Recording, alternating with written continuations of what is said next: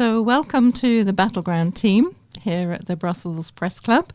We are gathering to celebrate 5 years since we first set up here in Brussels, and to plan the next 5 years and talk about some of our innovative work and what we might do going forward. But before we do that, we wanted to talk a little bit about some of our audio journalism, and in particular some of the latest things that we've just released. So before we do that, we should introduce ourselves. I'm Natalie Sarkic-Todd. I'm the publisher of the Battleground, based here in Brussels. Joel, would you like to introduce yourself?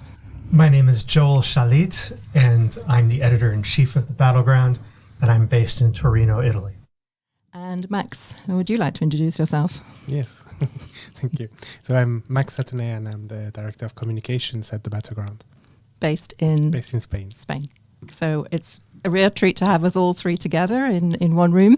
And I want to kick off by asking Joel, our editor-in-chief, a little bit about our approach to audio journalism, one of our innovative tracks, and ask you, Joel, what's different about what the Battleground does in terms of our audio? We're all big fans of podcasts and longtime listeners of public broadcasters like the BBC, like NPR in the United States.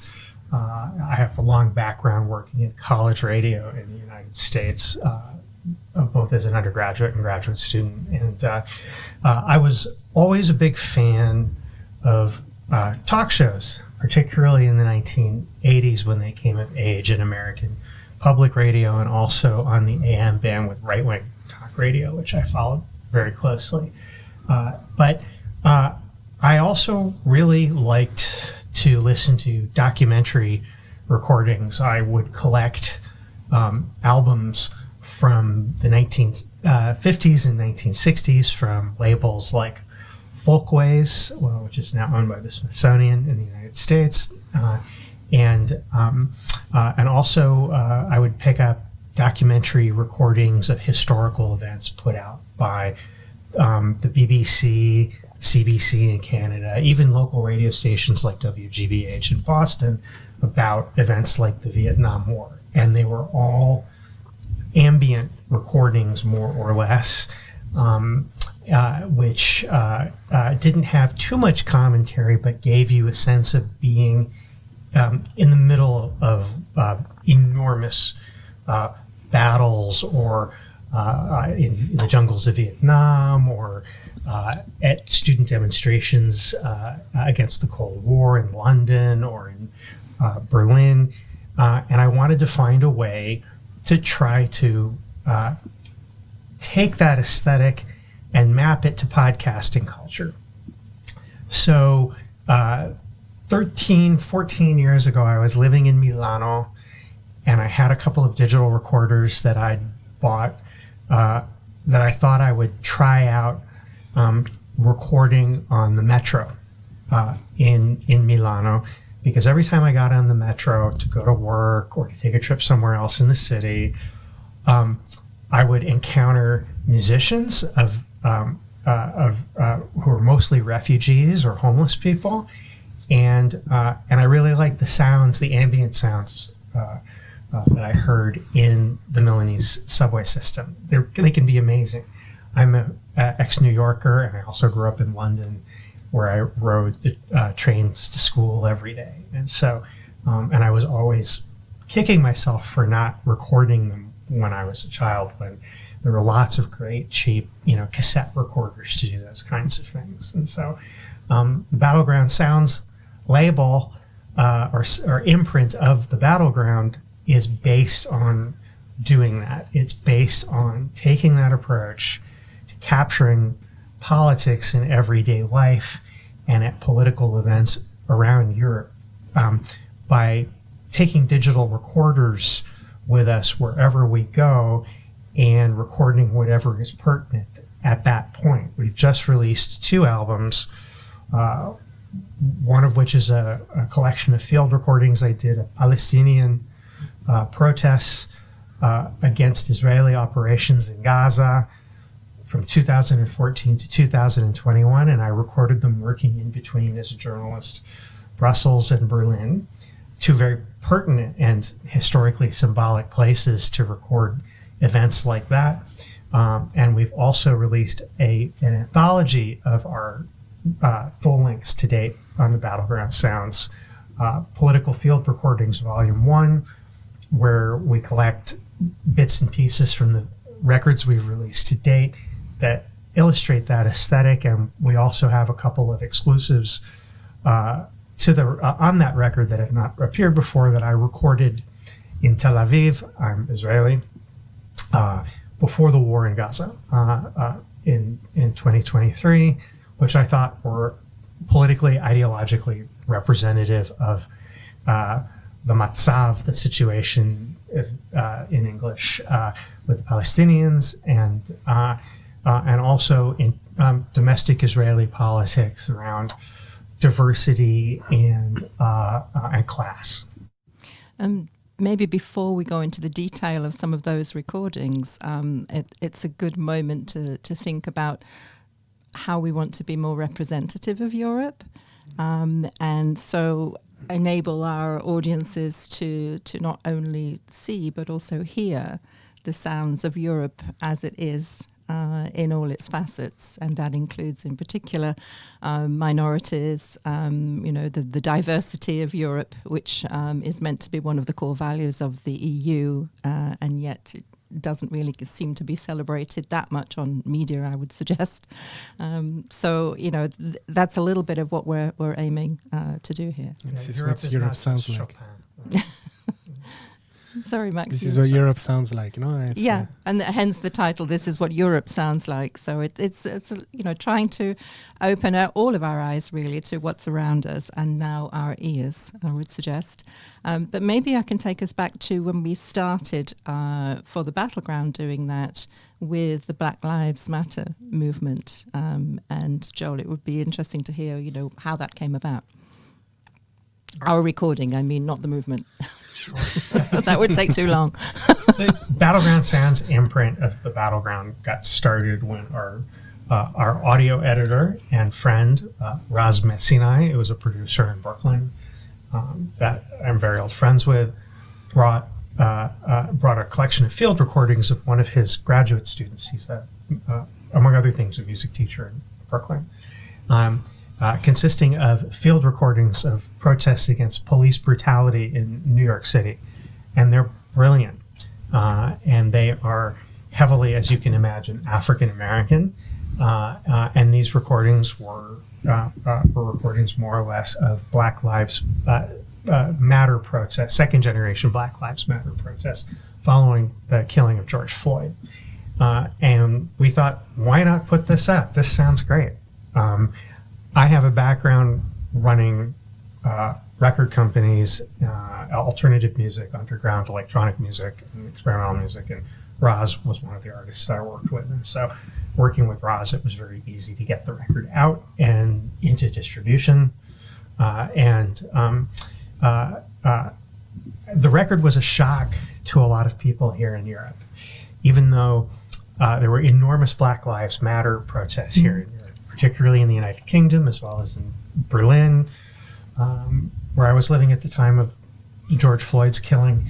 The Black Lives Matter protests were not really that well covered in the continental Europe. The British did a better job of covering it, if only because it was so outrageous to the right-wing press, especially, for example, the toppling of colonial statues in cities like London and in university towns. This record captures that feeling in an American context, but it's aesthetically, it's beautiful. The recordings were done in these enormous city streets in New York, where the reverb was just from these large metal buildings was just tremendous. If you're a fan of dub reggae like I am, you do love reverb, and this is New York reverb at its finest. The chanting that took place at a lot of these rallies was very redolent of the American Civil Rights Movement of the 1960s, and you can hear a lot of unconcluded politics from that point in time. It's not a big jump if you're a listener of historic hip hop music to connect recordings like these with the recordings of Martin Luther King and Malcolm X that used to show up on American hip hop records in the mid 1980s by artists like Public Enemy and Boogie Down Productions, and any number of artists, hip hop artists from that time, especially noteworthy coming from New York. And so this was very much a record about New York as much as America, a city that I once called home, and absolutely would not hesitate to put out another record like this again. Records like this don't come very often, and sometimes when they do, they sound kind of hackneyed. And so Al's Logar, who made the recordings, may not make another record like this again, but this record will live with him his whole life, and it'll certainly be a testimony to what makes the Battleground stand out, that we decided to make the effort to put it out and take the risk.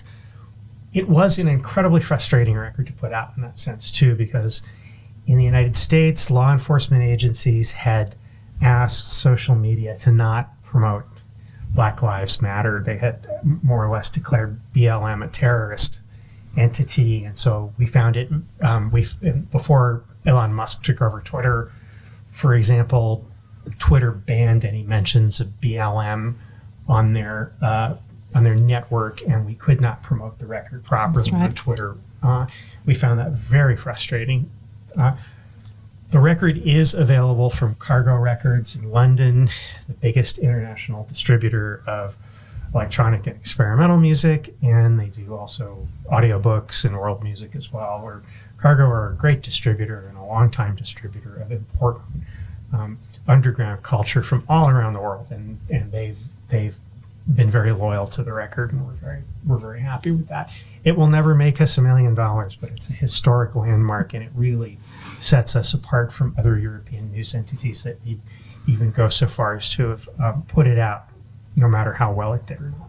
That's right. And I think, Max, maybe it's worth turning to you and talking a little bit about creative marketing of some of this kind of content, because generally for us it falls to you on the different social media channels, not only, but it's been challenging, I think it's fair to say, in these last couple of years. It's been challenging to navigate the algorithms, because in this fight that social media have against disinformation and fake news, they seem to be targeting the wrong target, and clearly our content is using keywords that have been that they are trying to strike. So we cannot promote the content we do to fight disinformation because of the fight on disinformation. It was paradoxical.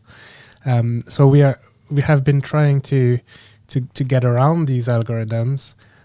Twitter used to be really the main platform for news and for the content that we create, and unfortunately, very, very quickly, we were shadow banned, and it was almost impossible to get anything out.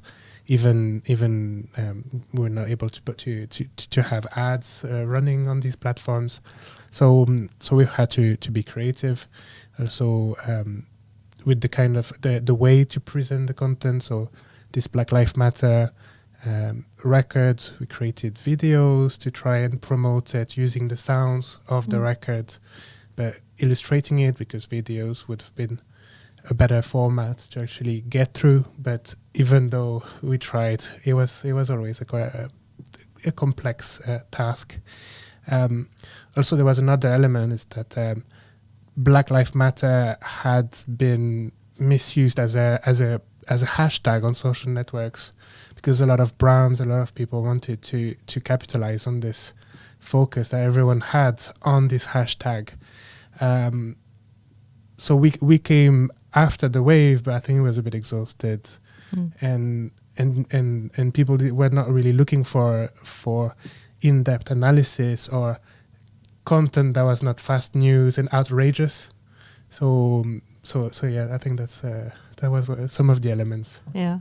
And Joel, do you want to comment a little bit on that? Because you do a lot of marketing of our content on other platforms too, so it's not just Twitter or social media. Reddit. So there's a lot more that goes on behind the scenes, I would say, in the different kind of content that we produce, whether it's audio or visual.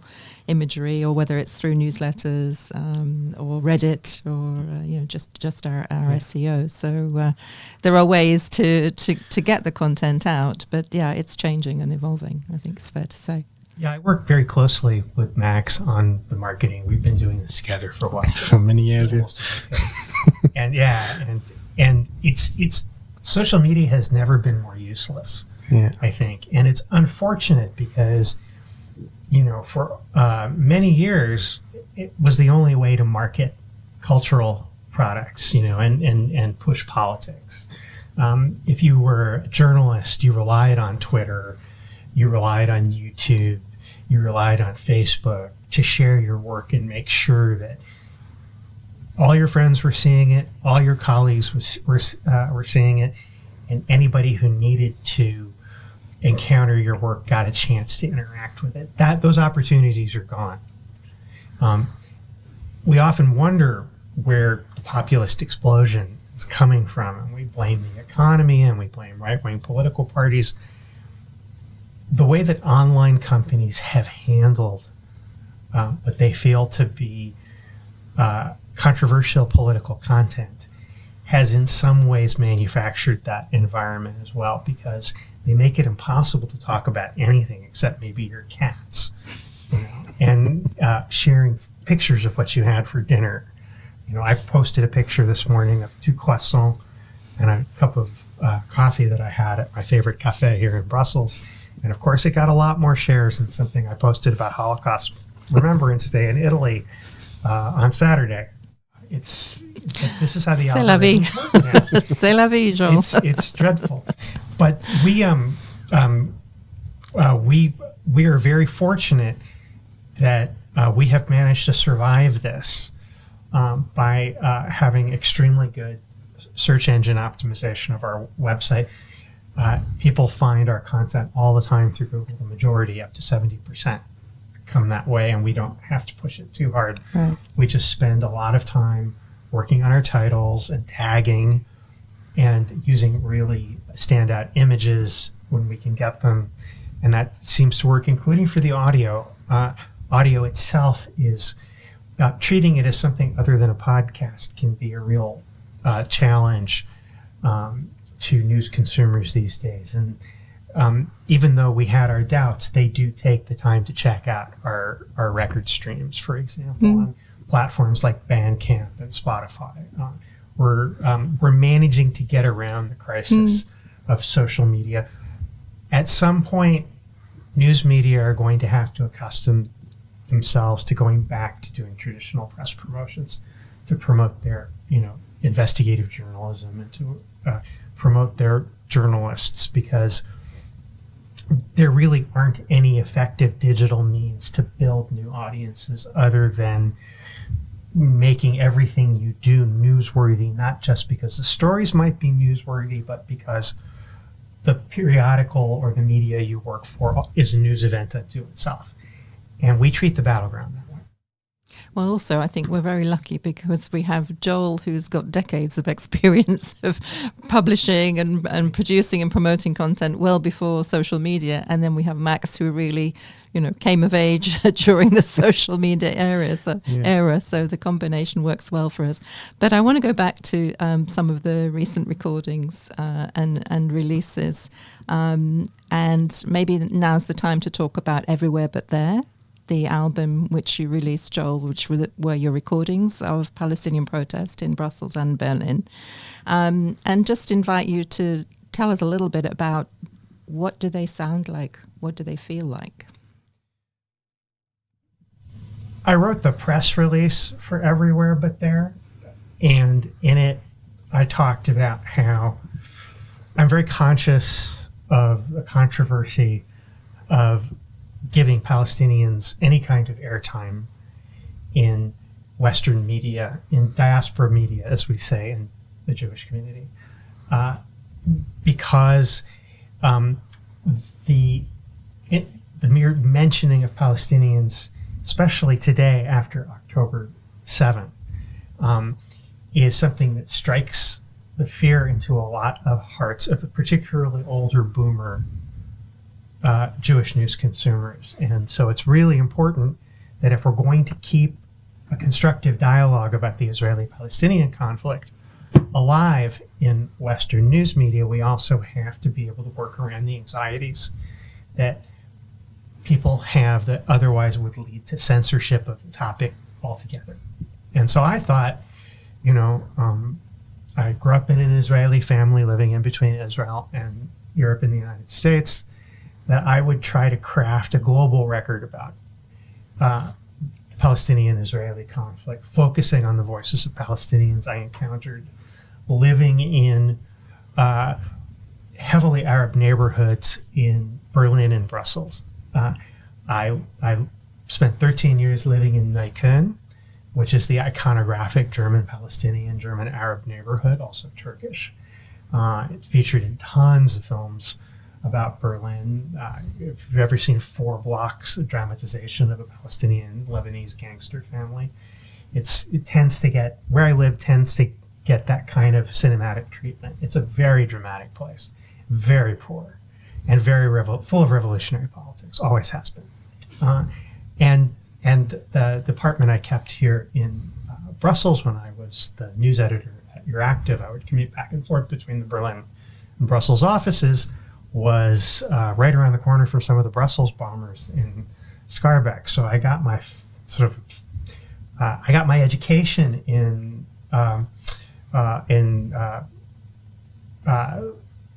revolutionary Muslim politics in Europe through that as well.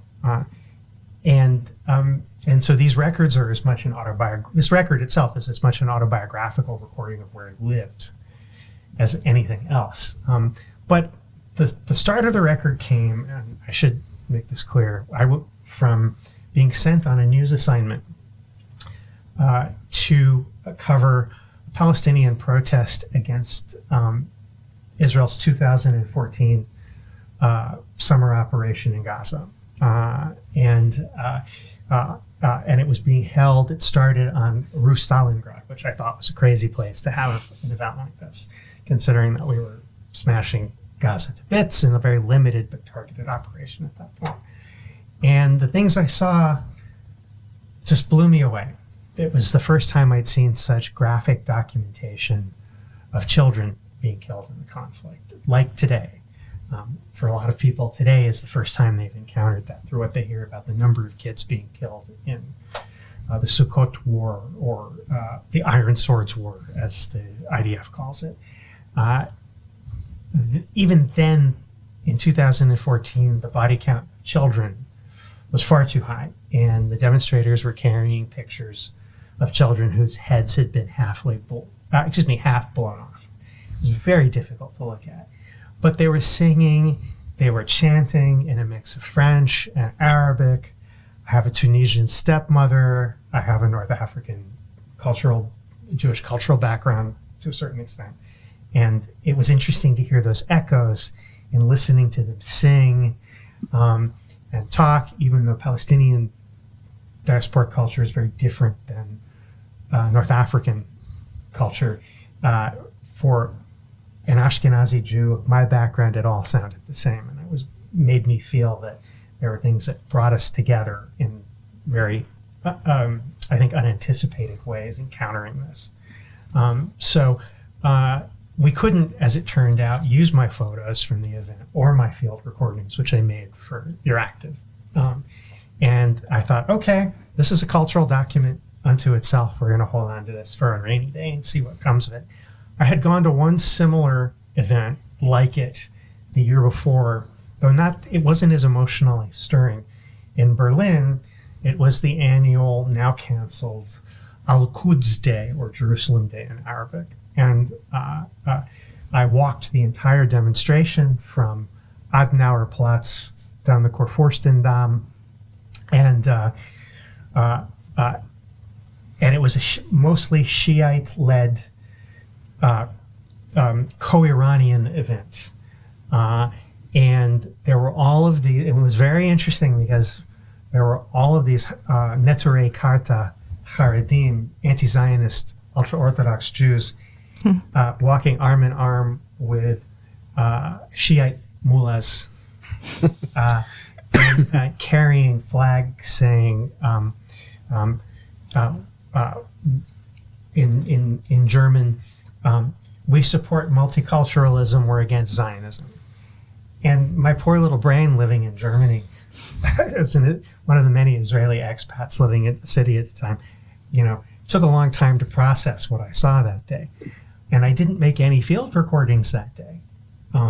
So there were some smaller demonstrations later in the year that I caught in Berlin, some of which ended up on Everywhere But There. Right.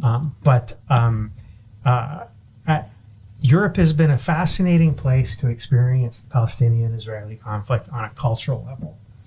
I've never had any problems at any of the demonstrations. On Everywhere But There, there's one point that I inserted in the record where I'm recorded talking to a German at the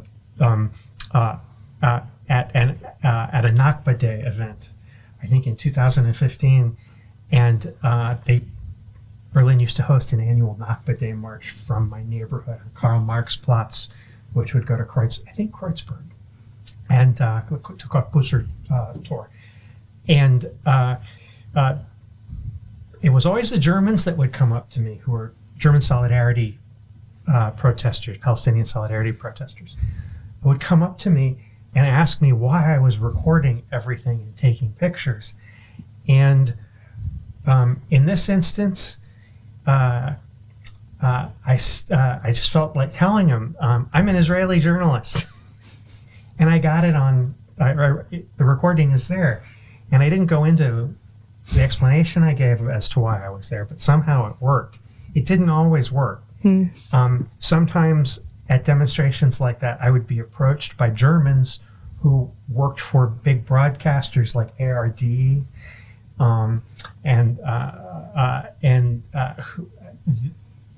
when they would ask me why I was there and where I was from, they would have an absolute heart attack and run away because they couldn't believe that there would be an Israeli interested in following these marches. The Germans can have a very hard time computing that we might have an active interest in engaging Palestinians and we don't feel victimized by being in their presence. So maybe let's talk a little bit about Germany in the present day, because that's also now coming more into view in terms of the German government, I would say, official response to the war now in Gaza. I mean, how do you see it now compared to those days when you were making those recordings? Do you see a big change or just it's a progression? I first moved to Germany in the spring of 2010 from Italy. For work. And I found at the time, living in Neukölln, spending time in neighborhoods like Kreuzberg, Friedrichshain, that Germany was starting to, there was a chill, political chill had descended on Germany, and I couldn't quite put a finger on it. But I would encounter it when I would receive weird responses like that going to these demonstrations, that there was something about the way they constructed my Jewish identity and my Israeli identity that was really profoundly conservative.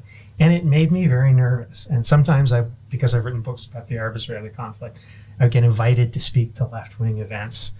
I would always astonish left-wingers by my willingness, German left-wingers, to engage with Palestinians. And I would have to explain, look, my family's been in what's called Palestine since the 1870s. All my family, up until my generation, speaks fluent Arabic. We have to figure out a way to get along with these people. We used to do so. Yeah. There has to be some way around this nightmare. And nobody is, everyone is a victim of the conflict. We do not have an exclusive right to claim that. European imperialism has turned the Middle East upside down since Napoleon first, put troops down in Palestine in the 19th century. So, you could call the Turks European imperialists too, for that matter, and they obviously have their own, responsibility towards the conflict. but not like the British and the French. Right. They really own the Arab-Israeli conflict. I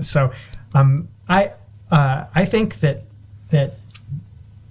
I can draw a linear line at this point between what I felt to be German difficulties dealing with the Palestinian-Israeli conflict in 2010 to what I assume today is an overall conservative approach to it that is subscribed to by both the left and the right. One that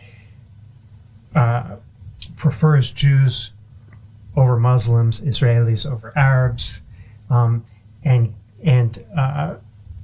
takes a very heavy hand with German Arabs and German Muslims regarding what they think about the Palestinian-Israeli conflict and how they choose to protest it. There are very conservative Muslims in Europe who don't necessarily sound like the nicest people, who sound like they might be jihadists. But to treat the entire, essentially criminalize the entire German Arab and German Muslim community for being jihadists it's suicidal in terms of the way it tears at the German social fabric. Germany is a hyper multicultural country. Nearly 20% of Germans are of immigrant origin. And when you repress such a large part of that immigrant community, because of its relationship to the Palestinian-Israeli conflict, you tear at the entire immigrant community. And so Germany's playing with fire. And the AfD, as reactionary and fascist as they are just the more obvious expression of that pathology. The whole political class in Germany is a failure as far as diversity is concerned. And it sums itself up best in the way that the Germans have dealt with Palestinian and left-wing Jewish protest in the country for the last couple of years, especially now. But I would perhaps add to that, the demonstrations against the far right that we've seen in Germany and against the Alternative for Deutschland these last weeks. Doesn't that give some hope that it's not all one way? Alternative Deutschland are succeeding in the polls and succeeding at the ballot box because they've done a slow march through the institutions, so to speak. Right. It takes a long time to build the consensus in a Gramscian sense that they've built in German civil society that would enable them to be where they are today, which is the second most popular party in German opinion polls. These protests are way too late. That kind of goes to the beginnings and the inception of the Battleground in a way, because we set up the Battleground to try to rebuild narratives against populism and extremism, because we realized, all of us with our various experiences in Europe and beyond, that a lot of these movements had been started way back, and the narratives were being built, as you said, through institutions as well as through media. They didn't just suddenly appear out of nowhere. And so the idea was we need media to fight back and to begin to rebuild narratives which give context and perspective. Max, I think you were... Yeah, definitely. But also, I do think that what happens in Germany shows that Alternative für Deutschland is winning, because more mainstream parties are now adopting their line. So they basically managed to change the rhetoric, and now their rhetoric is being used by the mainstream. Yes, but I would argue that that's the kind of populism that we've seen going throughout Europe. So, I'm British. I've seen it through the whole Brexit campaign, and right up till today, we're still fighting against those narratives, false narratives. Italy, Joel, you're living in Italy. You've been following what's been going on all through the Salvini years and the anti-refugee rhetoric and narratives and so on. So I can see it in Spain, but Spain also too, in my home country. Macron is actually doing the work for the Le Pen family. Right. So this is a... Yeah, But I mean, that in a way, that's what I mean about what we try to do at the Battleground, because we see those connections, across countries and across continents as well. And so a lot of what we do is reiterating, but actually trying to kind of relay the foundations, I would say, for a journalism that is informative and reasoned and analytical. And also shy away from the more like breaking news approach, but also connecting the dots, trying to, via the different mediums that we use, so audio, image, like photography, or recreate this picture, because in the end, this information works when you narrow it down and you just create tunnel vision. So we are actually reopening our audience's vision and trying to get them to see all the different angles of everything is so binary nowadays. So through the content that we produce, we are trying to cut through this and to actually show them the granularity of things and the complexity. What you were saying, Joel, just earlier, that German journalists would be were surprised to see an Israeli journalist covering a Palestinian demonstration. This is exactly what needs to happen more often. Yeah, and I do think as well. Again, if I go back to the UK and Brexit, it was quite shocking to see that for a good deal of the general public, there was no media that was representing them and their views. If you think about the final vote, it was more or less 50-50. So you had half the population that just wasn't being represented by any media, not even the BBC.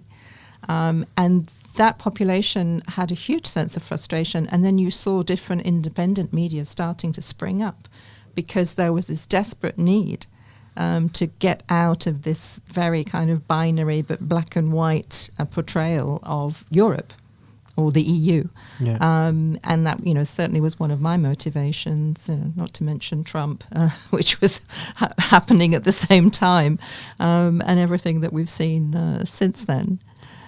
And it was also interesting to see when the Battleground was created, social networks still supported news, and you could still publish on social media. And I remember Facebook was trying to get news outlets to embed their content on the Facebook platform, so that users would stay on Facebook. And so they still had the strategy to have the content hosted on their platform, and they were really keen to connect with journalists and get the content on. And now they completely shifted their strategy, and now it's only everything on the user. It's commercialized. But it's commercialized, and this is not about information anymore. It's just a product. So this is where also why all of these disinformation campaigns work so well now, because this information that might have come from a news organization 10 years ago, or now comes from your friends and family, and it's way more efficient. Or you can just pay for whatever you want to advertise. Yeah, it's a different thing. So I wanted to kind of look forward. We've talked a little bit about what we've been doing in the last 5 years and more recently, but looking forward, what's next, Joel? What are we working on?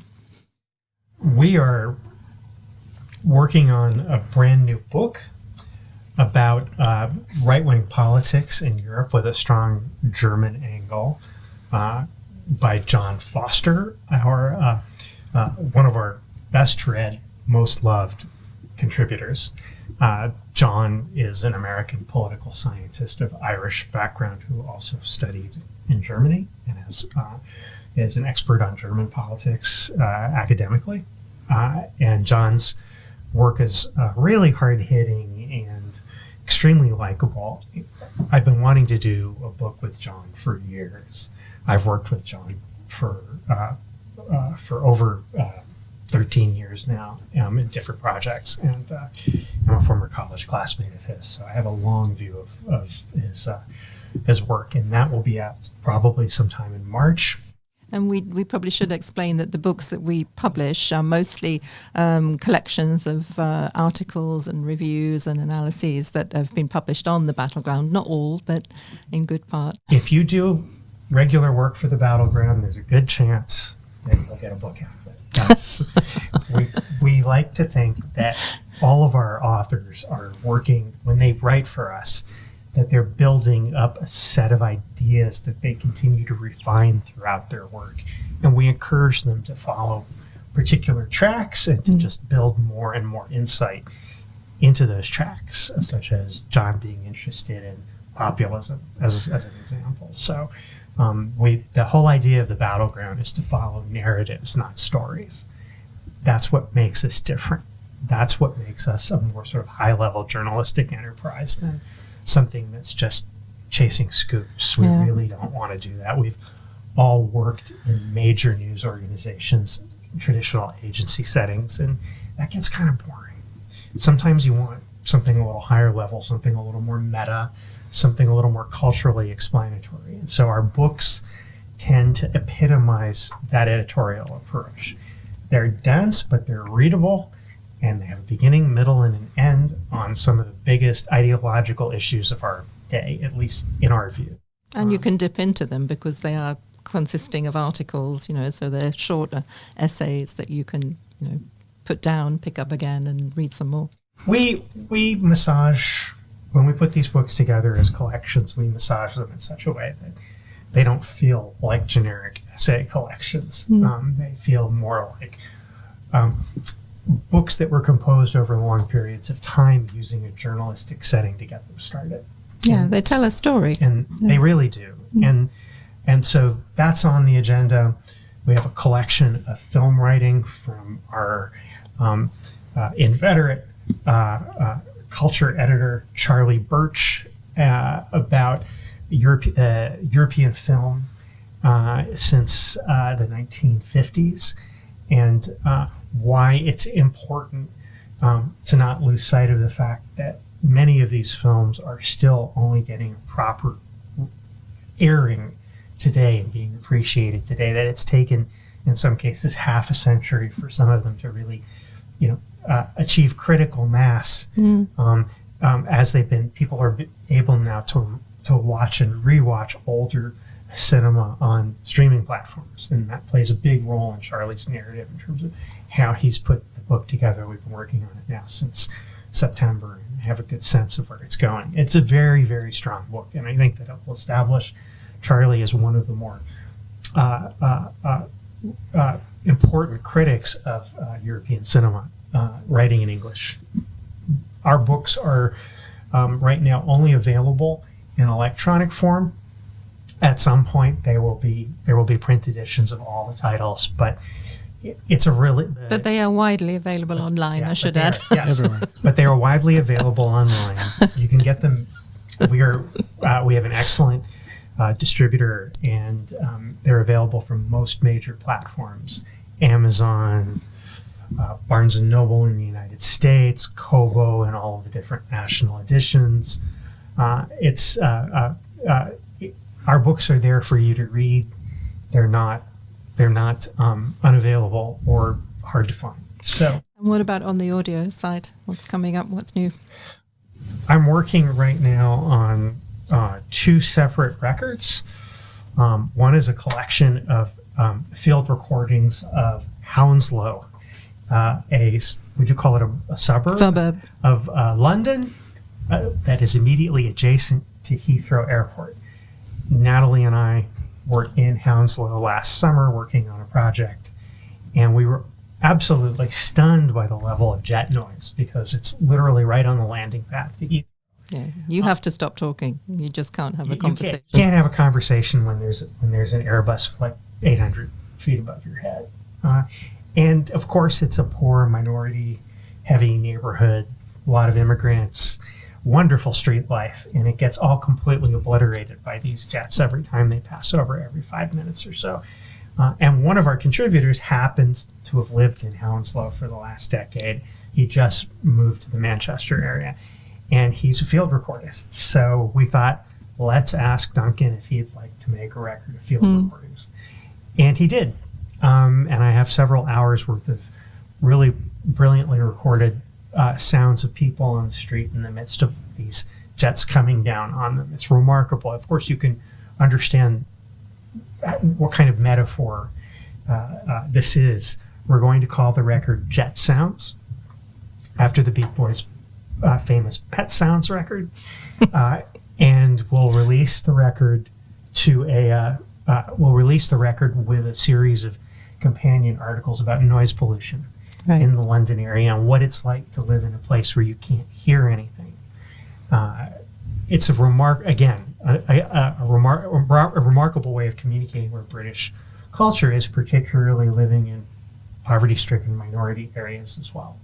The other record we'll be doing is, which is unscheduled for the moment, is I have done an additional series of field recordings of largely Palestinian demonstrations in Italy against the war in Gaza. It will be a second edition of Everywhere But There. And the recordings I've done were made in Torino, and they have a completely different sonority to the recordings that I've previously done in Berlin and Brussels. It's Italy.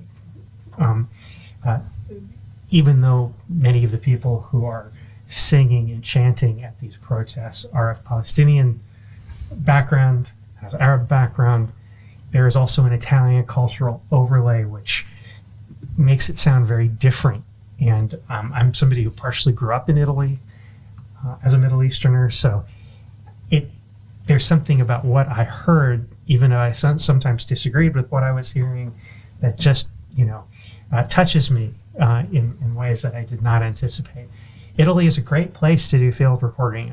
All of our second record, which was my record, This Is What Europe Sounds Like, was also recorded in Torino and in Milano. And I have a lot of recordings of Middle Eastern migrants on that record and displaced Roma from the Balkans, many of them Macedonian, if I'm correct, begging in Torino. And Torino itself is a musical place like none other. I mean, it's the cultural capital of Italy right now, and it has been before. There are reasons for that. But there's a kind of musicality to the urban setting in that city that gets brought out in these political protests and in everyday life that is impossible not to capture if you have a field recording here. I am a street photographer and I'm a documentary photographer, and that's the approach I take to recording sound. Perfect. I was about to say, the sights and sounds of Europe's streets, I think, really are what we represent, or what we try to represent through some of the cities where we live and work, including in Spain as well, Max as definitely. Well, and in the Western Balkans where I am from time to time. And we launched our Western Balkans series last spring, and we'll continue that too. So plenty coming up. Yes. I would encourage everyone to go to the website, thebattleground.eu, where you can see the photos.